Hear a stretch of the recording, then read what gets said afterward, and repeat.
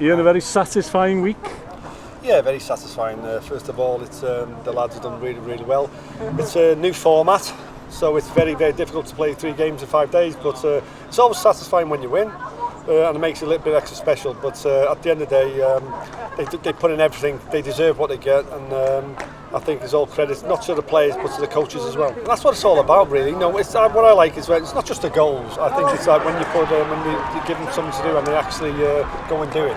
I think that's the best satisfaction you get. You give them a plan before the game. You give them something. And but sometimes kids of this age, when they're going to play, they forget about it and just run around. But this time they get more and more intelligent players, you know, and they're doing what you're saying. So that's satisfaction again. But again, goals wins games, you know, and that's what happens. And you know, we got the goals, and it's always nerve-wracking. But at the end of the day, for me, this is Wales going forward. No, it's not good. Just I think from the first team, you know, it's a big year for Welsh football, and we don't want to go up there and come back down again. So we have to put the grassroots in.